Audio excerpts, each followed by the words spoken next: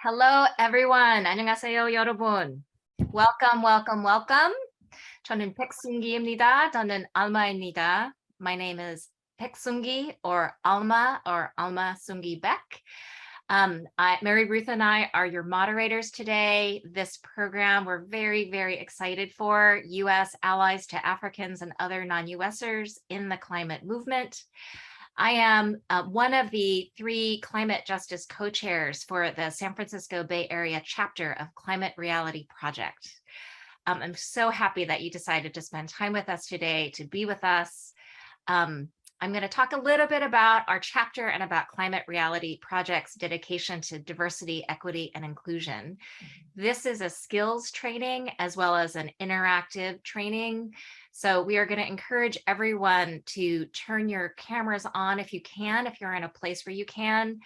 Normally, diversity, equity, and inclusion work, because it's so personal, we do it in person where we can have eye contact, and as facilitators, it helps us to see kind of how people are doing as we're facilitating.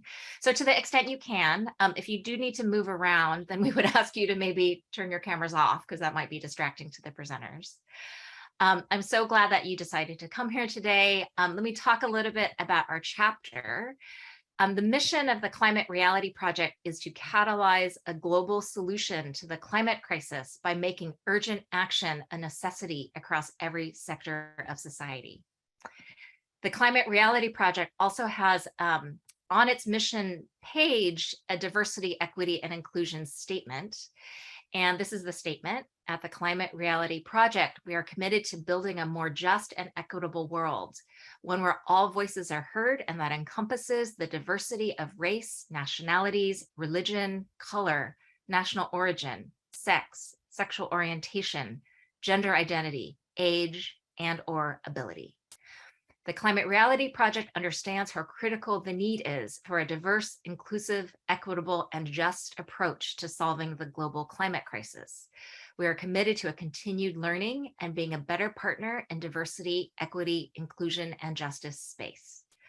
Climate leaders, many from frontline communities worldwide, will be our partners in this journey. And together in partnership, we will disrupt the systems of white supremacy, privilege, classism, and racism that may have hindered our work in the past. We know this fight is not ours alone and must encompass fusion politics across race, class, and gender. We invite you to join us in this fight as we continue this global journey to find solutions to the climate crisis that exemplify and advance real diversity, equity, inclusion, and justice. All right, Mary Ruth. Hello, I'm Mary Ruth Gross. I just have one name, and I'm the membership engagement chair for this Climate Reality Project chapter. But I'm also Alma's, I see a main role for me. I'm Alma's co-conspirator on really moving the ideas about diversity, equity, and inclusion through the chapter and making the things that we're learning, the skills, making them real for people to actually use. I want to show you, and my background is blurred because my office is a mess. You might be able to relate. So I'm going to show you this. Oops, there you go. Each of you is going to get a PDF of this Tools for Climate Organizing. And we're going to be practicing some of the tools, a few of the tools that are in it. Partly it gives the reasons why we have these tools, and partly it gives the description of how to use the tools. And we just encourage you to read through it when you get it after the training. I think that's it. Back to you, Alma. Okay. This program we're doing today is the 5th that we've done, that Mary Ruth and I have done in conjunction with Sustaining All Life and United to End Racism. And Sustaining All Life and United to End Racism are projects of the reevaluation counseling communities. And we do workshops around the world on many of these issues, including ending racism, oppression, talking about colonization impacts on frontline communities. So many of the leaders that are here today are also involved in that project, and you'll be hearing from them today as well. Our goal here today is to continue improving our ability to listen and our ability to think. We are in a critical global climate crisis, and in order to solve it in time, we need cooperation and involvement and fresh, good thinking by as many people as possible around the world. And this cohort of people involved in the Climate Reality Project chapter in the San Francisco Bay Area, we are an important, crucial part of that. And so the more we could do to improve our ability to listen and to think and to listen to stories from around the world, and particularly as U.S.ers to think about where it's hard for us to listen, it will benefit the work that is going on to end the global climate crisis. The other thing we're doing today is I like to think of these as a training for trainers. So Mary Ruth pointed out the pamphlet, Tools for Climate Activists. So we're going to introduce tools, we're going to practice them, but also when you're practicing them as a participant, think about yourself as a facilitator, because a lot of people in this group are out there talking to people about the climate crisis in all the different circles that you have contact with. And so you want to think about it like, oh, could I use this tool? How would I use it? Would I use it that way? And we're not insisting you use it exactly the way that we use it today. We're here to demonstrate how it can be used, give you a chance to experience it, and do what we can to be as transparent as possible at why and what we're doing.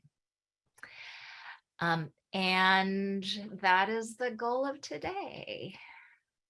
All right. We have three very special guests that are here from the African continent that are also going to present and talk about the impacts of the climate crisis where they live, but we thought we'd give them a chance to introduce themselves here briefly. So if you could spotlight our three guests. Let's start with Janet. Hello.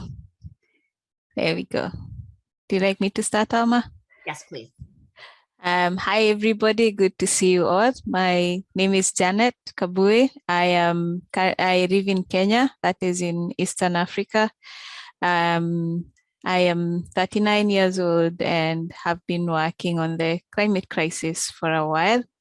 And it started out because of what was happening to my community and my family, and I'll get to share a bit more of that later. Thank you. Great. Could we also add Oni and Urbane? There we go. Oni. Hello, everyone.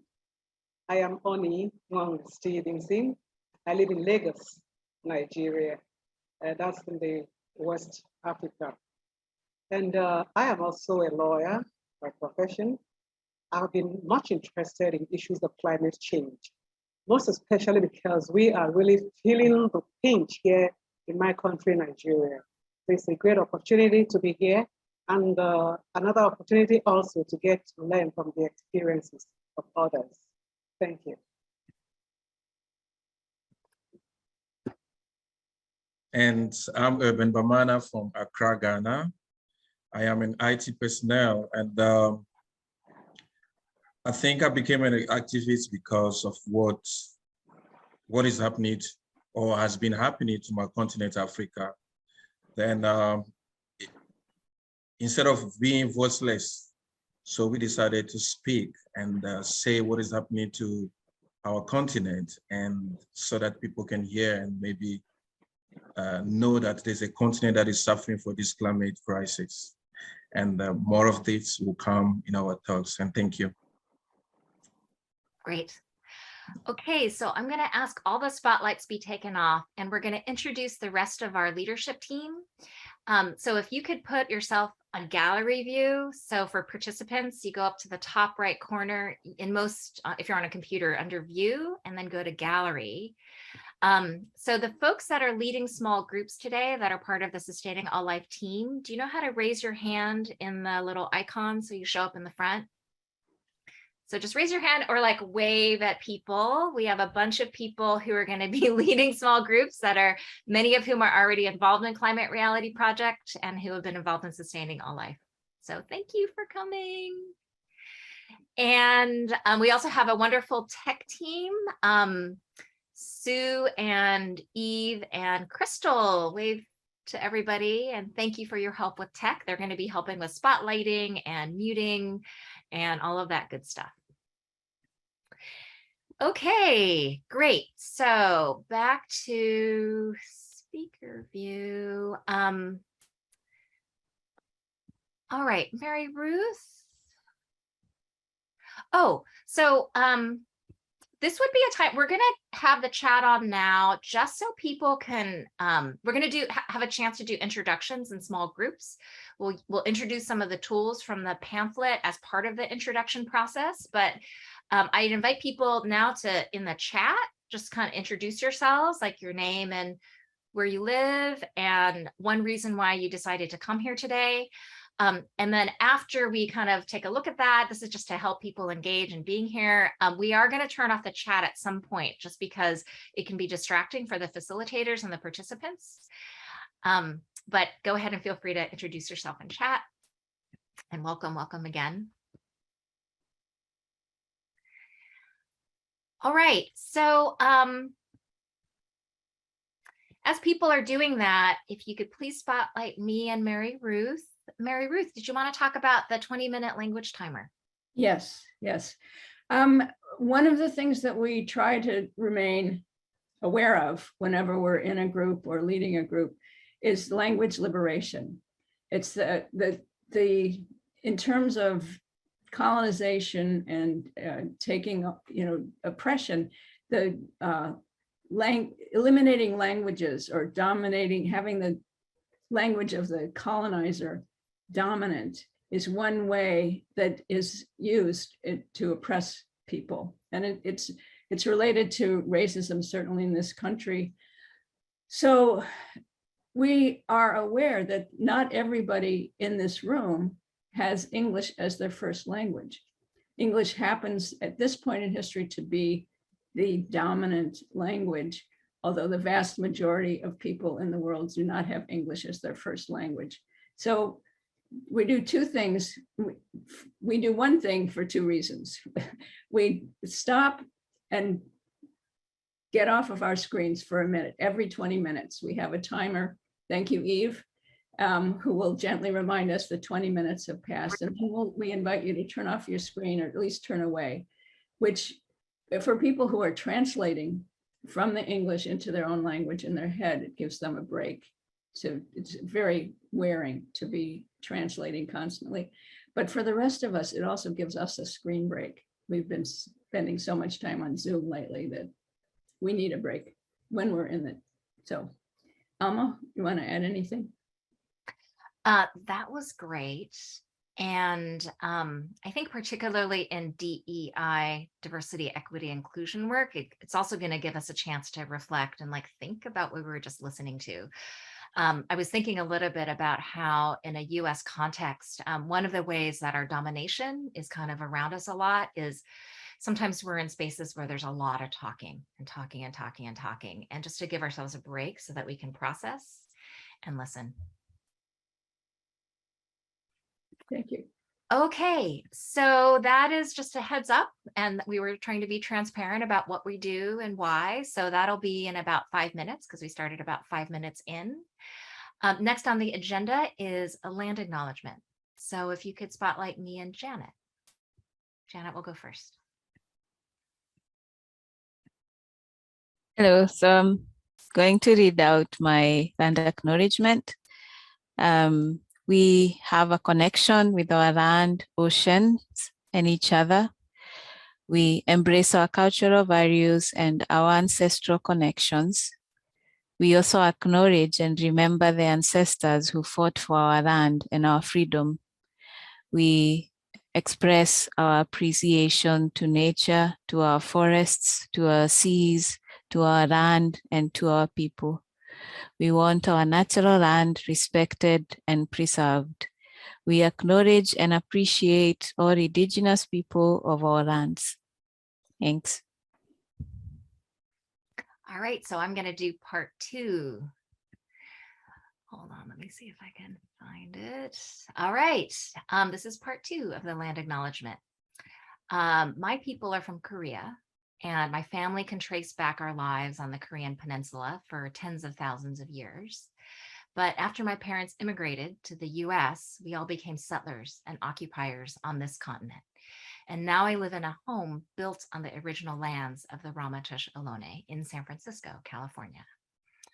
Recently, the director of the Association of Ramaytush Ohlone, Dr. Jonathan Cordero, visited our chapter and asked the people in our chapter to think about what it means to be settlers on the lands that did not belong to our peoples and that were stolen from the original inhabitants, and how this relates to the work that we do here in San Francisco, Bay Area, and around the world to end the global climate crisis and to end racism. So I've been thinking about this and about noting that Indigenous people consist of less than 5% of the world's population and yet protect 80% of global biodiversity, according to National Geographic. How efforts to protect Indigenous sovereignty and treaty rights on this continent have kept billions of tons of carbon in the ground, equivalent to 1/4 the annual emissions from both US and Canada combined, according to a 2021 report called Indigenous Resistance Against Carbon. If you haven't read this report, I strongly recommend it. It's called Indigenous Resistance Against Carbon. So I encourage all of us living here in the San Francisco Bay Area and on the North American continent to think about the land and the original peoples of these lands from your own family's perspective. Build relationships with Indigenous people where you live and support organizations run by Indigenous people and that protect Indigenous sovereignty and treaty rights. The Ohlone bands of the Ramaytush, Karkin, Chochenyo, and Tamian, the Coast Miwok, Bay Miwok, and Sierra Miwok, the Pomo, Patkin, Yokuts, and Wapo, among others. Learn who they are, not just who they were, and practice allyship in the present. Engage in the practice of land acknowledgements to keep thinking rather than to allow them to become rote and stale, so that we can keep building a stronger, more inclusive climate movement that protects the rights and sovereignty of all. Thank you. All right, would this be the time, Mary Ruth, for us to take a screen break, or do you want to do the introduction of listening exchanges first? Why don't I do the introduction of listening exchanges and then people can think about it during the screen break? That sounds great. Okay, so I guess spotlight me and Mary Ruth. Okay, so one of the tools that we'll be practicing and learning today is listening exchanges. And this is generally, it could be 2 or 3 people. And there's a listener role and a speaker role. And there are some guidelines we have to create safety for the people's, whoever's speaker. But you exchange roles halfway or 1/3 of the way through the time allotted. So one of our guidelines is confidentiality. People need to know that whatever they say in a listening exchange is not going to be repeated afterwards. It's not going to be repeated to them either, not even themselves, because we could be sharing some very personal things, and you don't want to be bringing up their personal things to them afterwards. And it creates more safety if they know you're not going to be gossiping about them. Listen without formulating a response. How many times are we in conversations where somebody responds to something we didn't actually say, right? So, because their minds or our minds were crafting our response from the word one instead of actually listening. As when you're the listener, it helps very much to look interested and look like you like the person speaking. It's so much easier to talk to somebody who likes you, or at least looks like that. And we'll be practicing both the listening skills, but it's also a way for you to practice speaking your thoughts, speaking all of your thoughts and feelings without censorship, with the understanding that it's not going to come back at you later, and you may change your mind tomorrow. I think that's it. Alma, what do you want to add? That sounds great. Okay. All right, so we're going to take that 1 minute screen break now. Welcome back. All right, so now we're going to give you a chance to introduce yourself in a small group. So I want to remind folks what Mary Ruth just presented about listening exchanges. That is in the pamphlet Tools for Climate Organizing. So keep in mind, that's a tool that you can use. What we're about to do, the listening exchanges. So we're going to do random groups of 3 to 4. And Crystal, if you could set the timer for 8 minutes, just so we can make up a little bit of time, and try to equally divide the time. And it really helps if you set a timer, because that way we ensure that the last person who goes doesn't get cut off at the end. So, and build in a little bit of time, like if there's 8 minutes and there's 3 people, maybe time it for 2 minutes each, knowing that there's like another 2 minutes to spare, because it takes a while to get into the Zoom room and then to finish your thought when the timer goes off. All right, so we're going to ask you to time yourselves, pick a timer. We're going to put the timer on the room, so it will automatically close in 8 minutes. Here are the prompts, because this is an introductory listening exchange. So your name, your heritages, your pronouns if you wish, something that interested you about today's program and why you decided to come. And then if there's time, something hopeful about climate. We're going to do a brief report backs for, you get to share what the experience was like for you.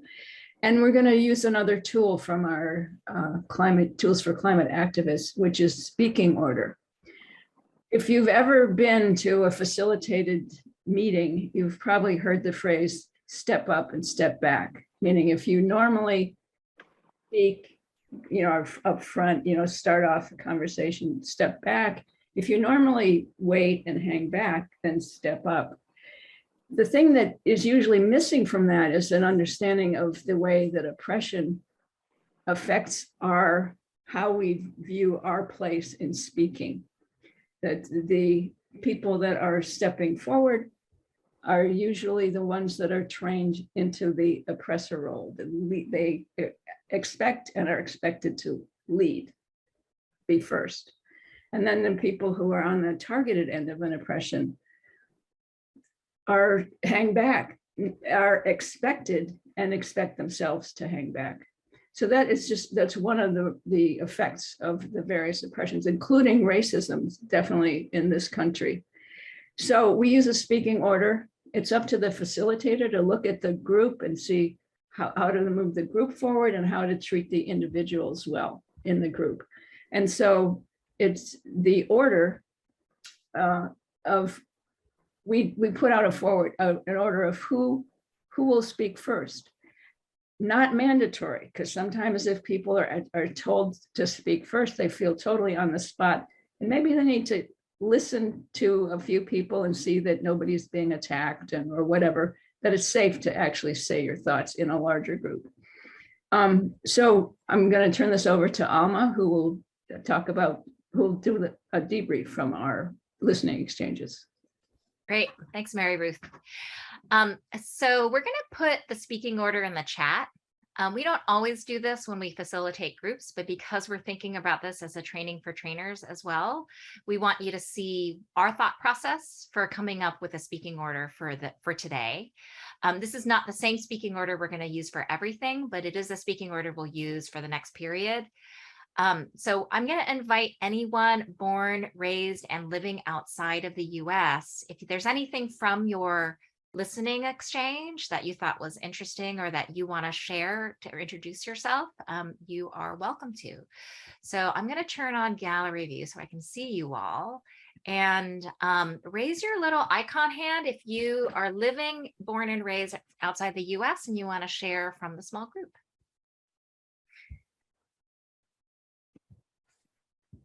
All right.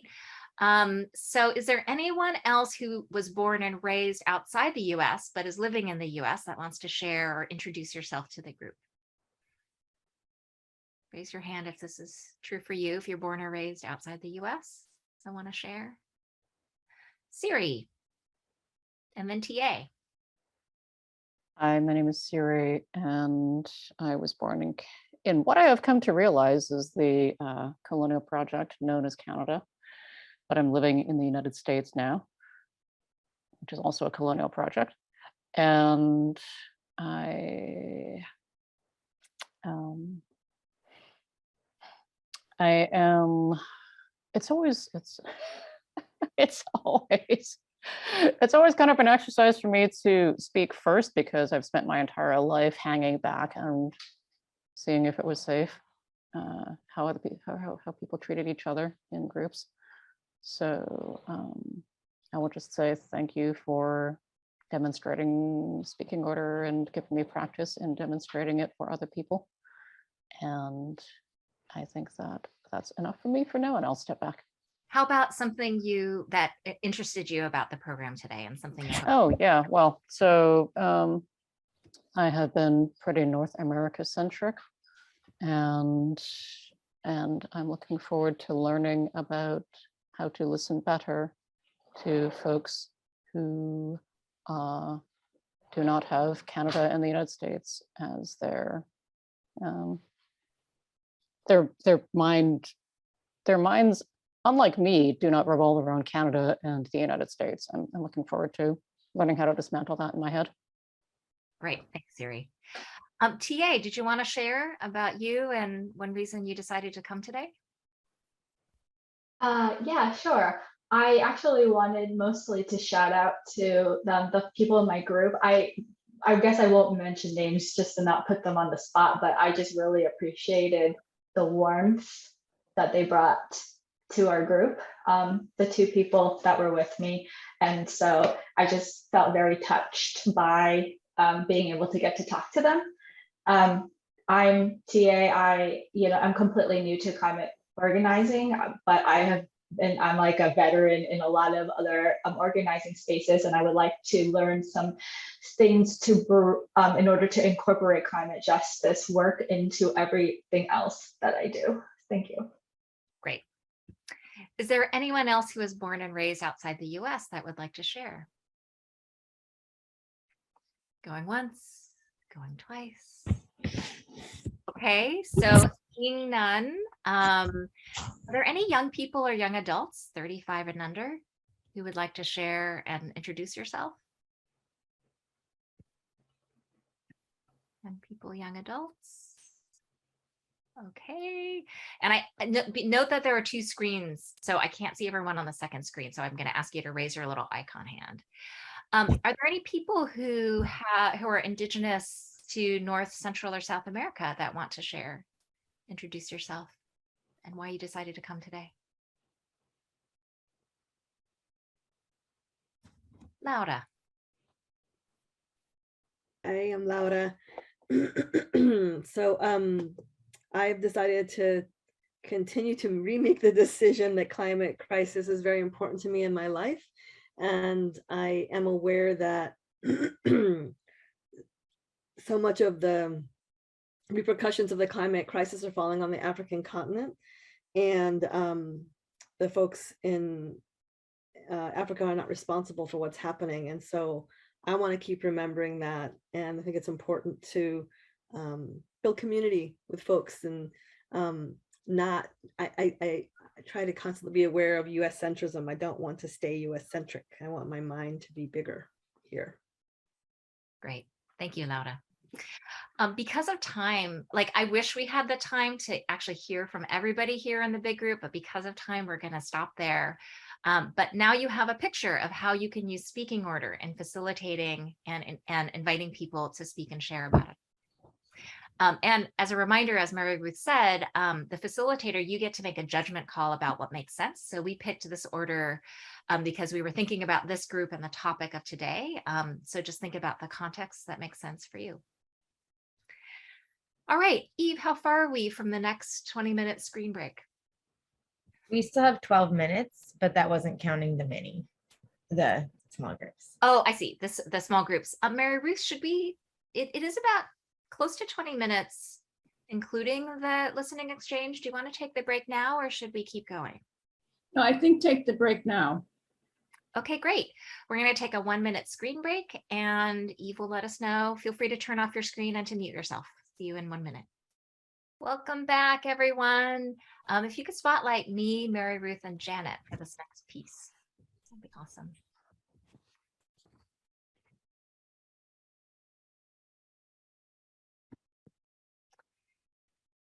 So Mary Ruth, I wasn't quite sure who was going to start on this. How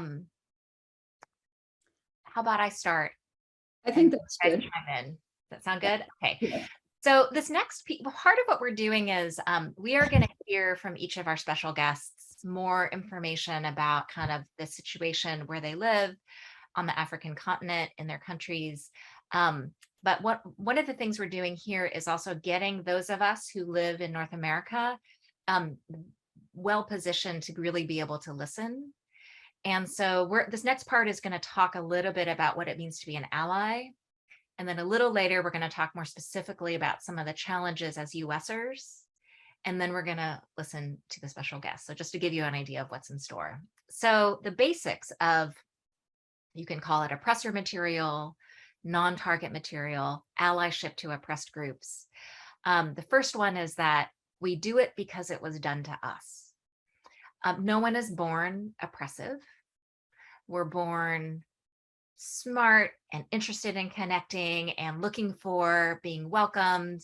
And everybody as a young person is oppressed because of the different ways that all cultures everywhere have different struggles around thinking about young people.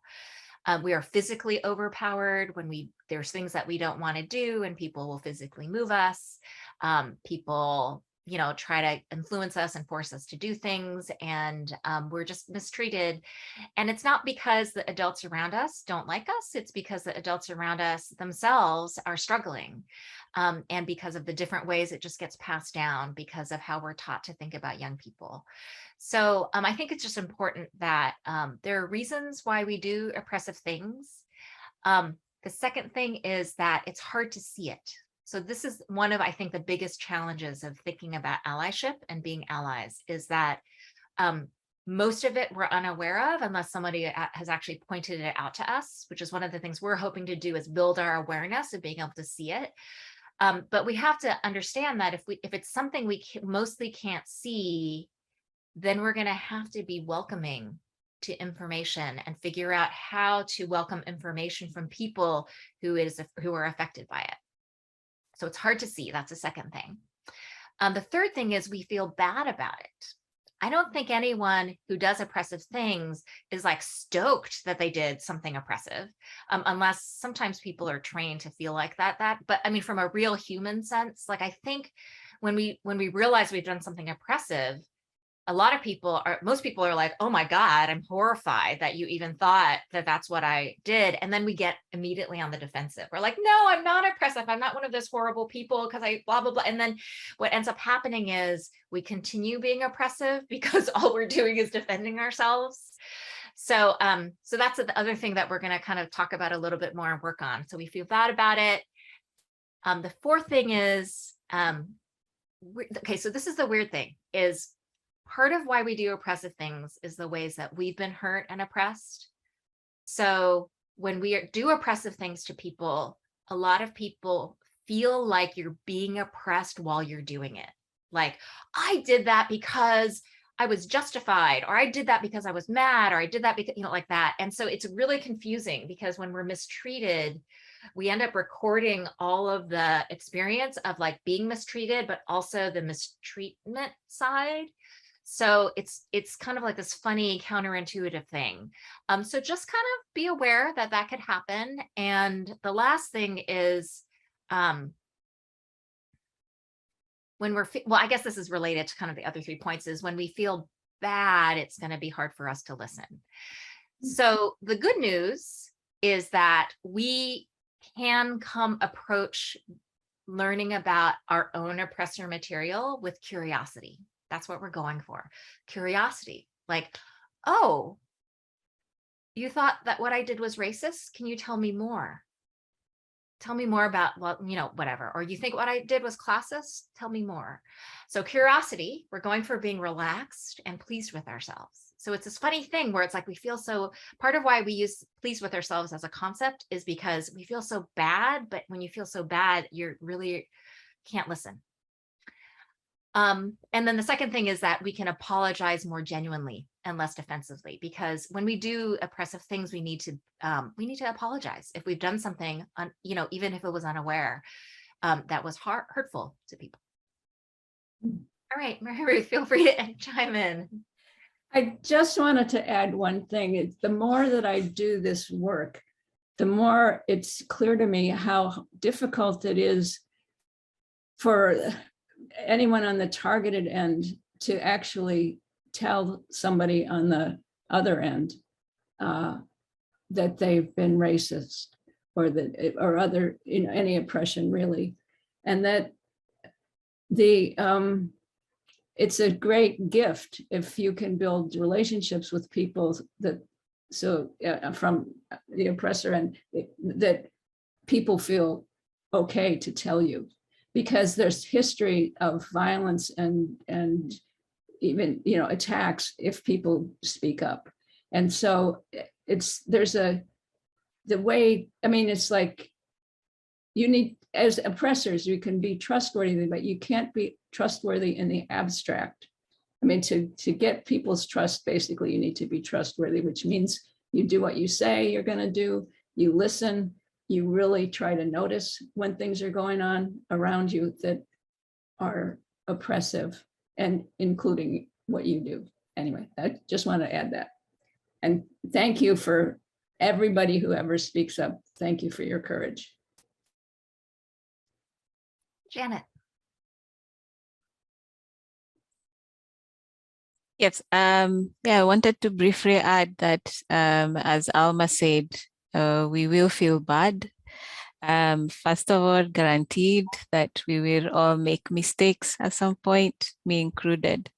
And that part of building these relationships is, even after that has happened, deciding that you're not going to run away, that you're going to stay, that you're going to clean it up, and that you're going to retain that connection, because that's how we continue doing this together. Great. Mm. Okay, we're going to do another small listening exchange of 3 to 4 people. We're going to set it up based on the speaking order categories that we had. So here are the prompts for the next listening exchange.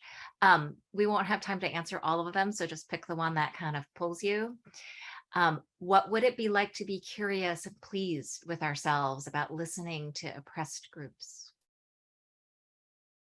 2, what would it be like not to blame ourselves or others for our oppressor material? 3, is there a time you remember when you were a good ally to someone else? Or anything else that came up listening to us talking about this? Some reminders, as Mary Ruth said when introducing the listening exchanges, confidentiality. So keep confidential anything other people said. You're welcome to share what you said, including not referring back to that person, what they shared. Or you could ask them for permission to do it, but don't just refer to it without asking them. Allow people to speak without being interrupted. So practice fully listening, and it's okay to have feelings. People often do when they're fully listened to. All right, so these are the groups. So we're going to take a break after I announce the groups, because everyone has to rename themselves.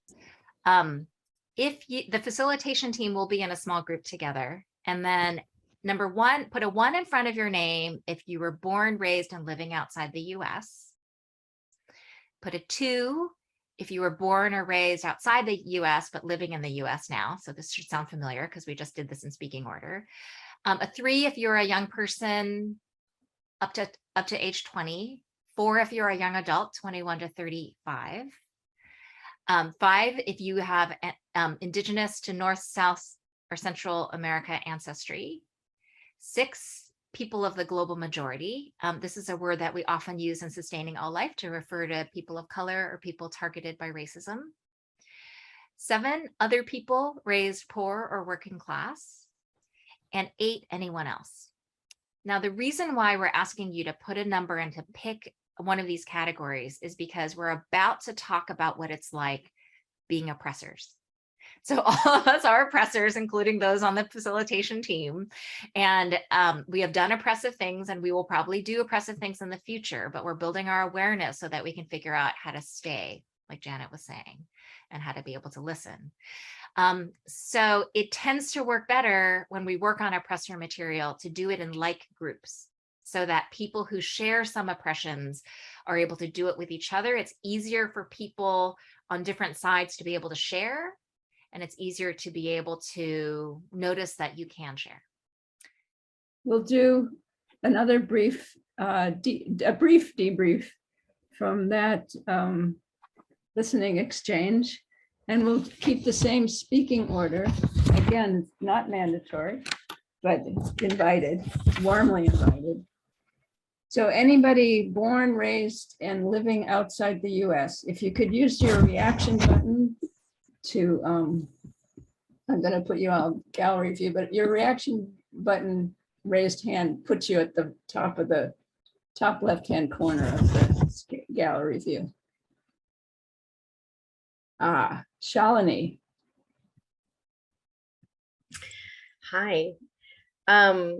Yeah, in terms of that last listening pair, something that I really loved about the information that was given, there was so much given in such a short period of time, but that piece about how defensive we feel if we become aware, someone makes us aware, you know, that we're doing something oppressive, and how the usual reaction is to, but it's because of this or because of that.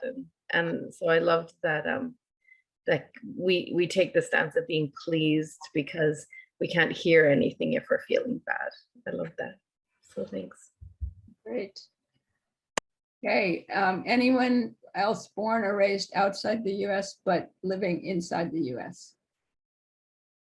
Again, reaction, this one.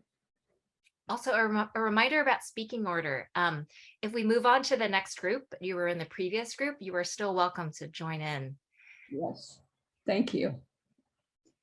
Anybody under 35, you want to share what was it like in your listening exchange about oppressor material?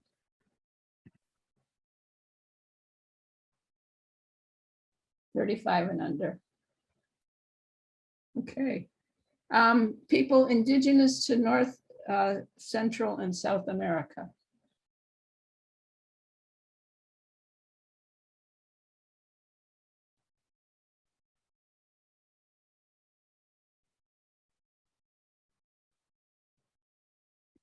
Other people of color.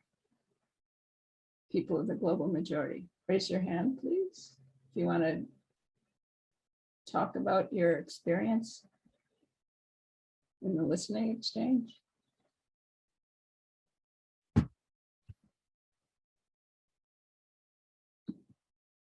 Leona, are you talking?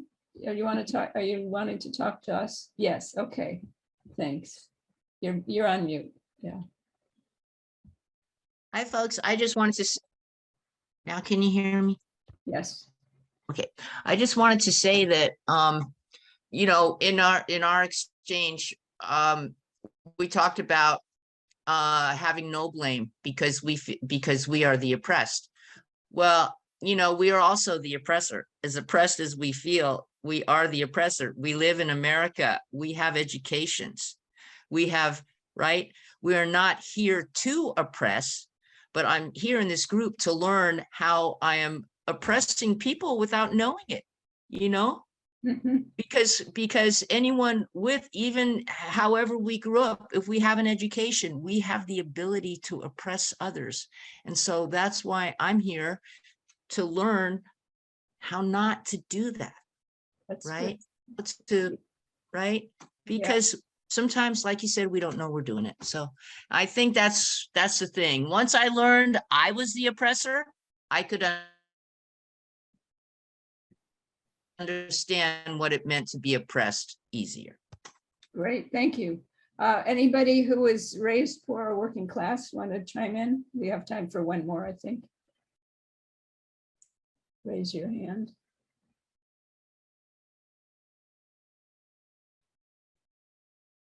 Okay, the floor is open to, okay, great. TA, go ahead. Yeah, sorry, I felt really awkward about speaking again. But my partner who was in my small group encouraged me to say this particular piece. And I kind of fought back against it because I was like, no, I already went during the last. So I wanted to make sure I could wait it until the very end. But so sorry if I'm stepping up again.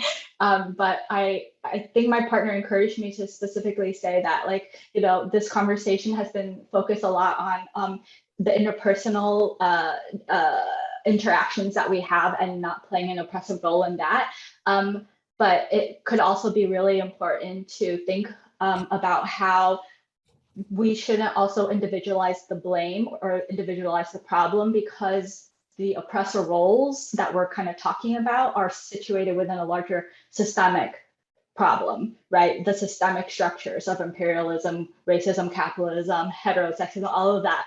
And so what it means to not blame ourselves or to blame others is also to realize that the system produced this interaction that might feel oppressive.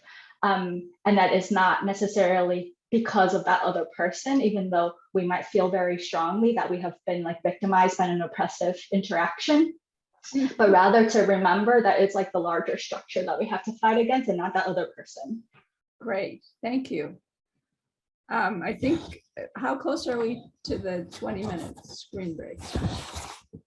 Well, we did just have that 5-minute one, but maybe. Right. Just want to know. 8 minutes. Okay, After well, 5 minutes. let's go on. I think turn it over to you. Okay, great. All right, so thank you for doing that exercise. The next thing we're going to do is talk specifically about, for those of us who live in the US, being U.S.ers. And so I guess I call this section like listening to Africans and other non-U.S.ers as U.S.ers. As we were just talking about, a lot of times our oppressor material that we've learned is unconscious. We don't realize we're doing it. And I think being aware of how we are oppressive as U.S.ers is a huge challenge, because those of us who live here are in it. We're surrounded by other people who live in the U.S. So a lot of things that just seem normal are actually things that people don't do in other countries and that are actually oppressive. So I'm going to talk about a number of different things. The first one is U.S. exceptionalism. And I heard this recently. It was actually a talk by another person who does work with sustaining all life, who is Black and Native and Canadian. And she leads U.S.ers. She leads people who are Black and Native. And she was noticing that it was hard for people to follow her. And so she's been talking, I heard her do a talk about US exclusionism consisting of 3 things: supremacy, domination, and isolation. So supremacy, we think we're better. If you think about what it was like growing, I mean, if you did grow up in the US, like, we're number 1, we're the best, go USA, like the way that things are set up. And it's not just like we're number 1. Like, I remember in my school, there was all like, we're number 1. And there's just this kind of insidious way. It's like, oh, well, we're the richest country because we're the best. That there's just kind of all these things like, so anyway, just put that in mind, that I think there's a thing where we're taught that we're better. And I call that supremacy, US supremacy. The second one is domination. So, it's funny because after I listened to this talk about domination and US material, I was thinking how incredibly insidious it is, because even in conversation, like when I'm in conversation with people, often I'm in these situations where the only way I will be heard is if I oppressively interrupt other people. So there's like lots of talking and talking on top and interrupting and not listening. And I know that we're not the only people who do this in the world, but there is a way that we are taught and expected to dominate. And the people who present themselves in a dominating way or listened to more or encouraged. I know there's a lot of different subcultures. It can vary by gender and region and cultural background, but there is kind of this big thing about like U.S.ers, we dominate. And if everyone's doing it and you're taught to do it because you're competing with other people trying to dominate, we will do it unawarely when we're around people who are not from the US or in the US. The third thing is about isolation. So we are trained to isolate ourselves. We get really very little news about anything happening outside the US. And so one example that comes to mind is when Hurricane Harvey hit Texas. It was one of the most horrendous climate disasters that has happened in the US. And the hurricane was like sitting over Houston, and that's all about, how warm the Gulf of Mexico was. And right around that same time was this enormous hurricane that was also in South Asia that impacted India and some of those countries there, that actually killed way more people and had way more damage. And there was virtually zero news about it. There are things we just don't even, we don't even get very much news about Canada and Mexico, our neighbors. And so it's just like so much part of our culture to isolate ourselves and only think about ourselves. So I just want to kind of put that in people's mind. But also it happens on a personal level, like we're taught to not talk about ourselves, not share, not connect with people. So this is just something I think it's good for us to think about in terms of those three things. Mary Ruth, did you want to add anything to either of those, any of those? Well, I wanted to talk a little bit about language. Oh, okay. Well, let me just talk about one more thing then, which is there's also the layer of racism. So our culture was built on racism. It was built on this idea that the creation of the United States, like some people were better than others. So it was okay for people to forcibly force people to work and to also take over people's land. And so the level of racism, it's very insidious and it's very hard for us to see it often the time. And this includes for people like me, who's a person of color, who's targeted by racism. So those are the four things I want to put in people's mind: supremacy, domination, isolation, and racism. Go ahead, Mary Ruth. I just wanted to say that there are millions and millions of people in the world who learned English in school as one of their national languages, but who didn't start out speaking English, and how that it can come across as oppressive and as racist if we don't understand somebody's accent who grew up in another country. And so what to do? There's some long-term solutions to that. The biggest long-term solution is to build relationships with people from different countries who have different accents, so that because you can, it's not them, it's your ears. And speaking of ears, if you're an older person, it turns out that I wear hearing aids, and it turns out that as you age, if your hearing deteriorates, it's not just the volume that you lose consonants. And consonants are very important in understanding what people are saying. So if you can afford them, which I think the FDA just made them non-prescription, so more people will be able to, think about getting hearing aids that will help you with your consonants, and you will be able to understand more accents and more people, because you're not missing half the way people are talking. I think that was it that I wanted to say. Great. Okay, so we're going to do another listening exchange, but we're going to change the groups. And these groups are the groups we're going to keep through the end of our program today. And that's because we're moving into the whole, like, thinking about being allies as U.S.ers to Africans and other non-U.S.ers. So the first category is Africans, people living in Africa. The second one is other non-U.S.ers, people living somewhere else outside the U.S. that's not Africa or the U.S. The third one is U.S.ers of African heritage. The fourth one is U.S.ers who are Asian or Pacific Islander. Number 5 is U.S.ers who are Latinx, Latino, Latina. 6 is white folks who are U.S.ers who are Jewish heritage. And 7 is U.S.ers who are Gentiles, which is the word for non-Jewish. So Protestant, Catholic, or something else, who are white. All right, so that should be in the chat, those categories. So we're going to take another 3-minute break. So before your break, please renumber yourself. And the numbers are in the chat. And then we're going to set up listening exchanges based on that to talk about, think about, and we're going to give you the prompts when you come back from the break, but it's about the U.S.er oppressor material that we just talked about. All right. So go ahead and renumber yourself. If you need help with renumbering and you can't figure it out, raise your hand or speak up, and then we'll help you during the break. Oh, Mary Ruth. I just want to add one thing. You'll notice that we don't use the word American, that we use the word, well, it's kind of a word, U.S.er, because it's totally offensive to people from Canada, Central and South America to use the word American when we're talking about people from the United States, even though it's still a pretty common usage outside of the groups of people that are trying to think about it. So that's, I just wanted to, I just noticed we do it as a matter of course, but not everybody might have noticed it or thought about it. Here's some questions for you in your group. Because we have, all of this has been in preparation to be able to listen to our African guests.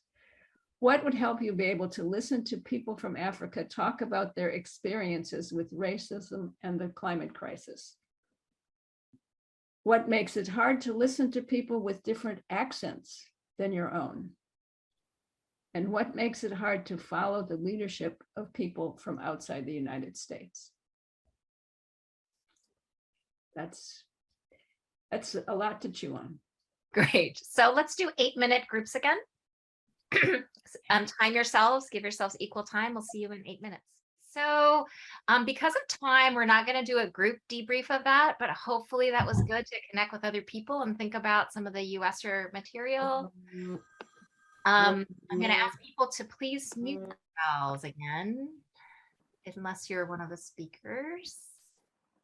Okay, so now we're all prepped and ready to listen to our special guests from Africa talk about racism and the climate crisis. So first up is Janet Kabue. All right, thank you, Alma. And as I introduced myself earlier, I am Janet Kabue from Kenya, and I am truly happy to be here with you today. One of my realities is that for a long time, the climate fight has felt isolated. And that is one of the harms of racism that I've had to face. We as Africans have had a long history of oppression and exploitation, of having our indigenous knowledge systems be dismantled both in the past and continuously. And then we have experienced colonization and neocolonialism, and that causes a lot of damage both to us and to our land. And part of how that was enforced was perpetuating the lie that we are an inferior race. Our ancestors were silenced and portrayed as not smart. And being here today is a huge contradiction of that to me.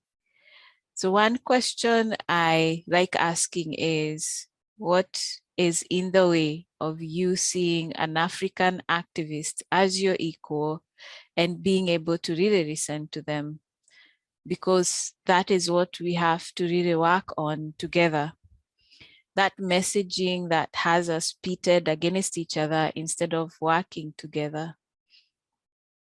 One example I can give is when attending climate conferences, it will probably take you half an hour online to apply for a visa.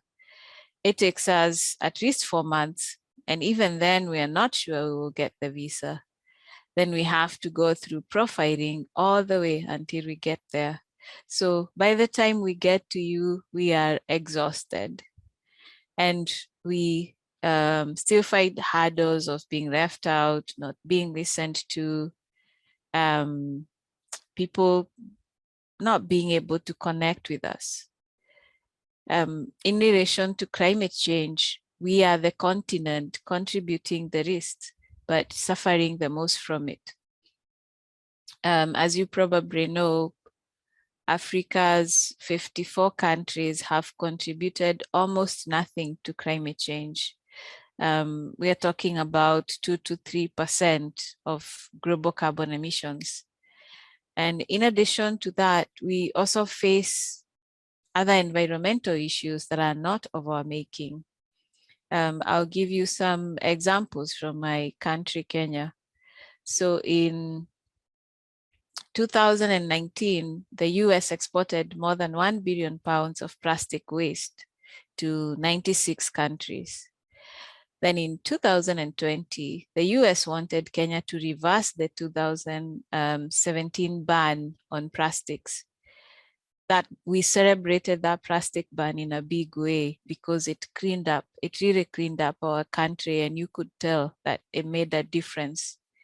But it also meant we are no longer a dumping ground for countries that stay clean by dumping their waste in Africa under the very false guise of recycling. We have the American Chemistry Council, who wants to keep sending about 500 million tons of plastic waste exports per year.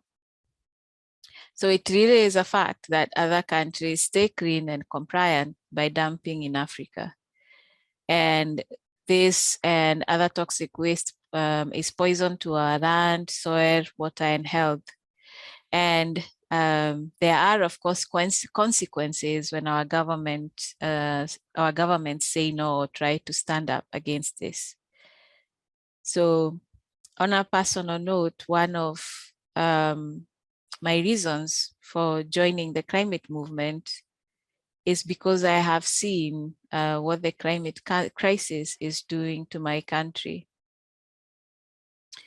I grew up in a communal village, and we grew up being able to grow our own food, drinking water from the streams, and that has completely disappeared. In one of the social media groups I am in, someone posted a picture of their maize crop and asked the question, I did everything right as I have always done. Why isn't my crop growing? People have farms but need money to eat now because nothing is growing. Prices have almost doubled for most of our staple foods. And it is also causing conflict as resources become scarce. So again, an example from my country, Kenya, we are enduring our worst drought in 40 years, according to the government and the UN, and our lived reality. And in some communities, 85% of livestock has perished, and more than 4 million people are food insecure, and 3.3 million can't get enough water to drink. If you look at it in terms of the continent across the Horn of Africa, that figure reaches to 11.6 million people. So with all this happening, trying to get to places where decisions about our very lives are being made shouldn't be as hard as it is now. And racism also keeps us distracted because we are fighting both to survive and we are also fighting to be heard. And it's not that we are poor or don't have the resources to respond. We gained independence from colonization, but the systems of exploitation have remained. So that's why you hear our call to action now, including give us back our land, give us back our resources, so that we can prepare and adapt to climate change. Another important bit for us is see us as equals, whose voice is as equally important in the climate movement. because we have both the knowledge and the skills for the kind of impact the global movement needs. And lastly, I would say include people targeted by racism in all meetings, events, and actions. Leave no one behind. Thank you. Thank you, Janet. We are now going to go back into small groups to give people a chance to reflect on what we just heard Janet share. And when you come back, we'll have portions of her talk in the chat to help kind of reinforce and help us remember some of those things. We're going to go in the same groups, so there's not any juggling that needs to be done. And from a timing perspective, Mary Ruth, what do you think about 8 minutes again? Welcome back. Right now, Sue is putting in the chat some of the highlights, questions, and calls to action from Janet's talk. For anybody who wants to keep those. All right, is everyone back? We're going to do a really quick debrief from the small groups. Is there anyone who wants to share? We're going to do it in speaking order using this new speaking order based on the groups. So are any of the Africans interested in sharing any thoughts from being in the small group or listening to Janet?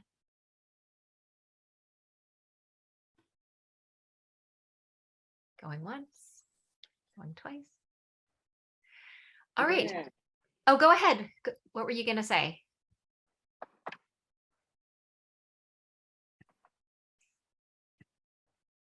Oni, yes. It was really great listening to Janet and taking some time out to reflect on the things she said. Meant a lot to me. And I also do hope that it meant a lot to a lot of us here present. Thank you. Thanks, Oni. Any other Africans want to share? Urban. Yeah, I just want to add to what Oni said. And Janet's talks made me feel proud of being African and expressing what we go through as Africans. And I'm proud to be African just because of it, I thought. And thank you. Nice. Thank you, Urban. Yeah. Any other non-U.S.ers want to share?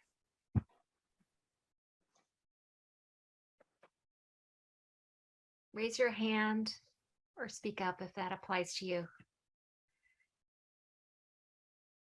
People living outside the U.S. All right, how about the African Heritage U.S.ers? Anyone want to share from the small group or from listening to Janet?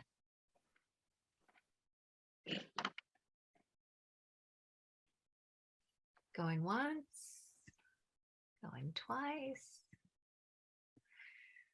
Okay, any other people of color who live in the U.S.?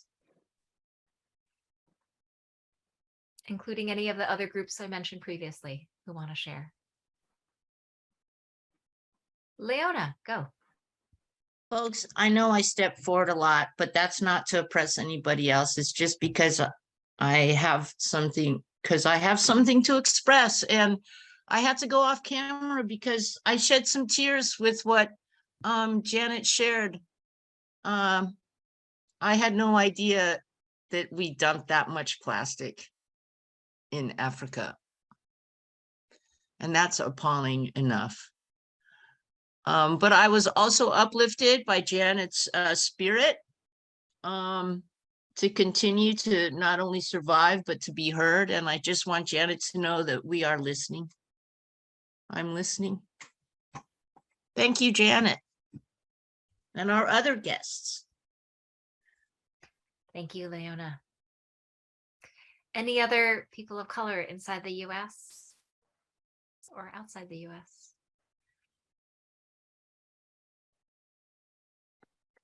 All right, any of the white Jews?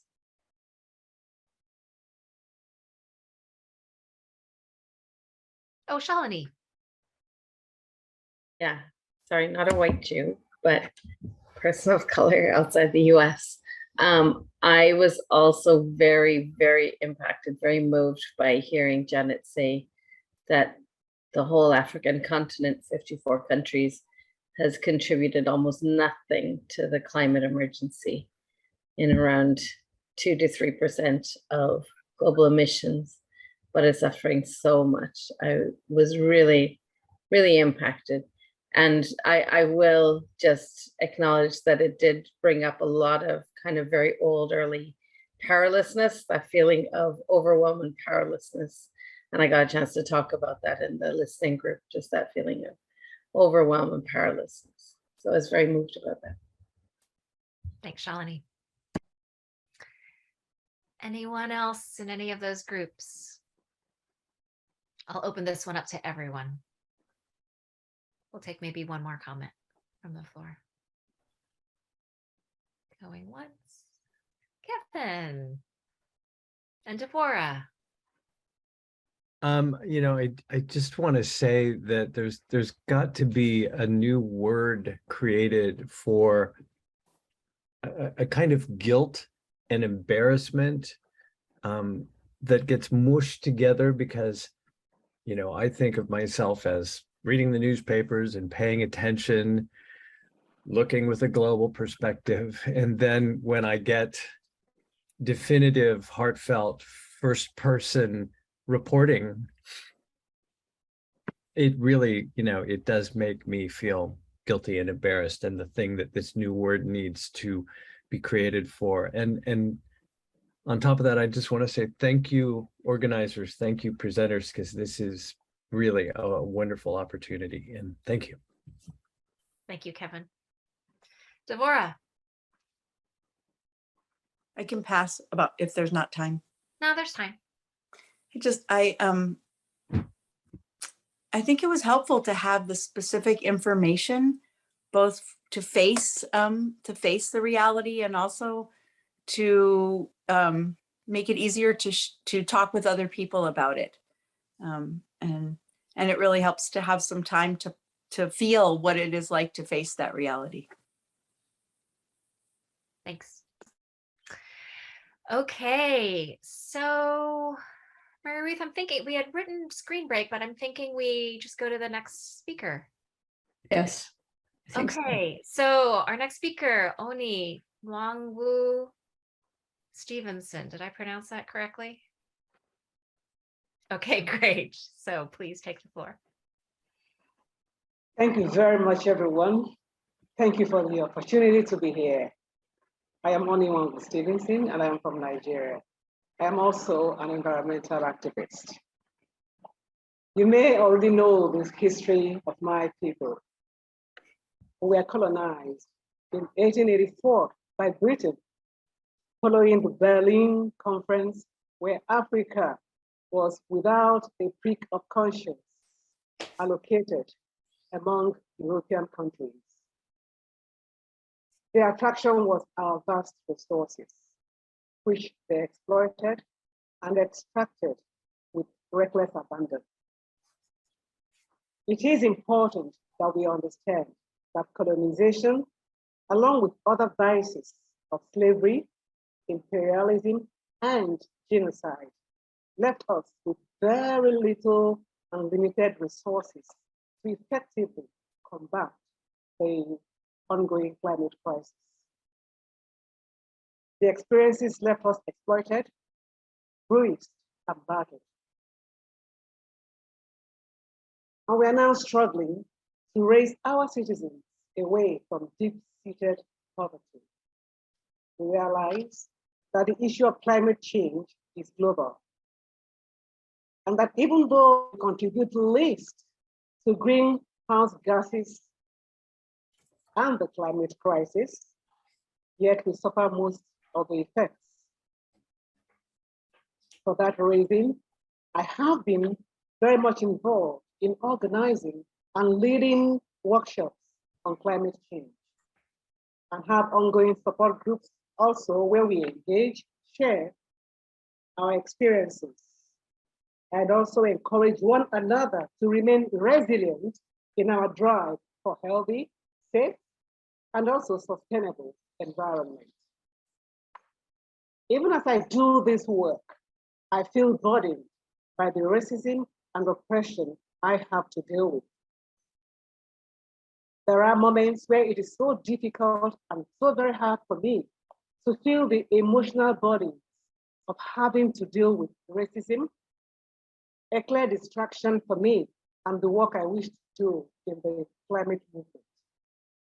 For instance, visa and vaccine racism was significant in keeping Africans and indigenous people away from COP26 in 2021 in Glasgow.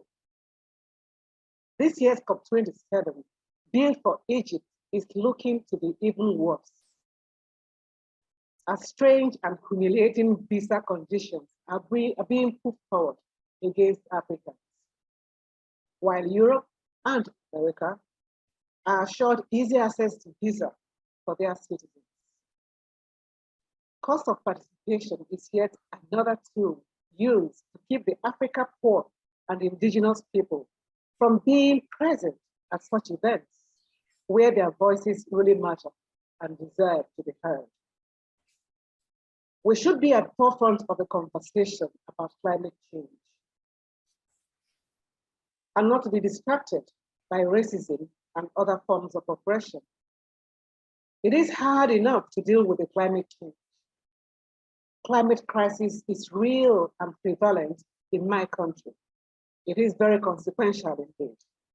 Prior to this time, our weather conditions were stable and predictable. In an agrarian economy such as we operate, farming remains a key activity among various other things that we do to aid development, living conditions, and sustainability. Things are very different now. Farmers hardly know when to plant and or harvest their crops, as rainy and dry seasons are either sparsely spread or present in extreme and very intense levels. The result is that we experience unusual seasons of drought and increased flooding, all of which have severe consequences for farming activities. Not only that, people are compelled to relocate in some instances and are further impoverished and suffer the grave fear of homelessness. Data from the National Emergency Management Agency showed that flooding displaced approximately 1.9 million Nigerians in 2019. Human activities are said to contribute tremendously to ozone layer depletion, and they also blamed for climate change. These activities include emission from vehicles, also from deforestation, as well as industrial emissions from big corporations. It should be difficult, if not impossible, to discuss climate change in Nigeria without situating it in the oppressive institutions of slavery, colonialism, and imperialism, all encouraged by the profit-driven capitalism. And so one of the greatest tragedies of the oppression and racism against Nigeria is the very high level of poverty in the land. Nigeria has become a dumping ground for second-hand and fairly used goods, including vehicles that sooner than later get so rickety due to lack of capacity to maintain them. And so they're not able to be kept in good shape. They become a guaranteed source of greenhouse gases emission. However, the greenhouse gases so emitted pale into insignificance when you consider the volume of industrial emissions from corporations across the world, most especially in Europe and America. Driven by capitalism and the desire to make more and more profit, even multinational corporations who should know better often throw caution to the winds as they exploit and extract resources with little or no regard for the environment. That is what we experience here in Nigeria. For instance, gas is fed 24/7 in oil-producing areas, with its attendant implications for climate change, pollution of land and rivers, community, and then of course prevailing poverty. Because as the natives are usually attracted to their environment where they depend on, you find out that they can no longer engage in fishing, which is often and usually their main occupation, because they are now unable to fish in the polluted rivers, and nobody seems to care. Some years ago, some foreign multinational corporations packaged toxic wastes in drums, labeled them building materials, and shipped them to a town known as Cocoa, which is a very quiet suburb in Western region. When they dumped these drums in one old man's premises, they paid him $100 every month, without the man knowing exactly what had been dumped in his premises, until people started dying and having serious illnesses. This, of course, is a clear case of environmental racism. Desertification, low crop yield, and reduced livestock production, including food shortage and skyrocketing prices, are some of the effects of climate change in Nigeria. Added to these are loss of income and then public health access, indeed, public health crisis. With a very, poor people all around and a variety of illnesses occurring, we find out that people have less capacity to access Medicare. In order to resolve climate crisis in Africa, we must first of all put a stop to all forms of oppression and racism targeted at Africa and people of African heritage. In my country, the climate change is today driving insurgents and terrorist attacks. Due to constant migration of herdsmen from the northern part, where we have so much desertification, to the southern region as they search for greenery for their cattle. So they rape women and girls in the process, kill and maim farmers, and the survivors end up in internally displaced people's camps, dotted across Nigeria. Due to climate change, more and more people have to compete over limited resources in the South. And this means further conflicts, enmity, as well as loss of lives. We need allies who are compassionate and understand our plight, who understand that we have to be at the forefront where negotiations and decisions about climate change take place. To our allies across board, I say we have come a long way. It has been a long and tortuous journey of struggle and toil to reclaim our reality and be on the driver's seat with the rest of the world. We do not ask for sympathy. We demand equal space and equal opportunity. I don't think this is too much to ask for. We are not looking for a world in which I spend so much time trying to respond to targeted racism and oppression against my people of African heritage, while the rest of the world scheme to stay ahead and leave us to do the game of catching up. That's not fair. I ask for a remorseful Europe and America that come with a grateful heart to Africa. I say stop enticing our greedy, oppressed leaders with loans that mortgage our generations unborn. Rather, I ask you to plow back in reparation and restitution. We come from a colonial background where oppression says, Be quiet, be submissive, be a conformist. This is wrong. I am glad I have this beautiful opportunity to remind all of us that Africa's voice needs to be heard.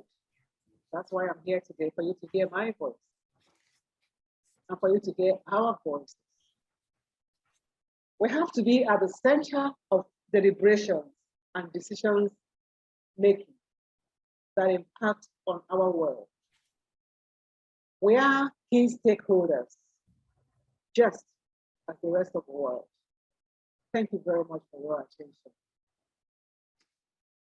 Well, we're going to do a brief debrief of each talk. So are there any Africans who want to, using our same speaking order. So are there any Africans who want to say something, debrief? I see you nodding, Urban. So can you spotlight Urban? Yes. Yes, listening to Oni was just like another opportunity to be proud of this continent. And we need, I think there's something that we need to do is to educate ourselves too. Just like I was moved in a part where she said about this man that was offered a building materials, which is in disguise, which was something else to come and destroy our land. And because money was offered, that's just one thing that moved me and made me sad, that thinking that what I am receiving from the US in Europe is something is a good thing, even though money is added. At the end of the day, it's something that is coming to destroy our lands. And I like that part. And thank you. Thank you, Oni. Janet, I see your hand is raised. Yeah. Yes. Yeah, my quick highlight is how clearly in her talk, Oni gave examples of how climate change is a threat multiplier to other challenges that Africa is going through. Thank you. Yeah. Other non-U.S.ers, if you can use your reaction hand to get them to the top, that'd be great. And again, anybody? Okay. African heritage U.S.ers. Anything you want to say about the speech or your group? And again, anybody that we've said can jump in as we go through the list. Asian and Pacific Islander U.S.ers.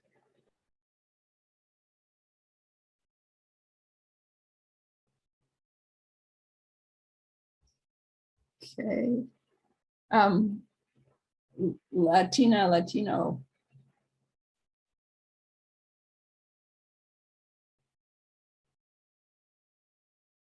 Laura.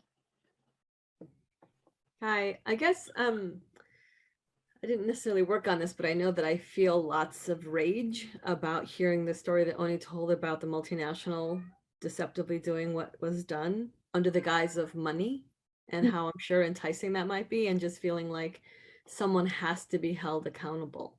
Like something like that can't be okay. Yeah. Okay. Any white people with Jewish heritage have something to say that you'd like to share? Okay, opening it up to everybody, wherever you are in the speaking order. Gail. I so appreciated Oni's talk, and I learned so much, and I really am moved by her request that those from Europe and from America come with a grateful heart and to bring about restitution and reparation. Okay. Anyone else? Before Urban goes, Yes. do you want to take a screen break, Mary? Yes, thanks for the reminder. Sure. All right, so next we have Urban Bamana. Go ahead. Thank you so very much, Mary Ruth and Alma. And I'm going to thank Janet and Oni for being the first two people who spoke. My name is Urban Bamana, and I am from Accra, Ghana, in the western parts of Africa. The crisis of climate change subjects us to sadness, fear, anxiety, the feeling of hopelessness and depression. And again, the climate crisis subjects us to pain that we think is not curable. Climate change has claimed our natural forests, destroyed farms, and displaced families. In my country, more people have become vulnerable to the climate crisis. And they tend to ask, is there a solution to the problem, to these problems? Or can humanity be saved at all? In the city of Accra, where I live, flooding has been a major problem. And every single year,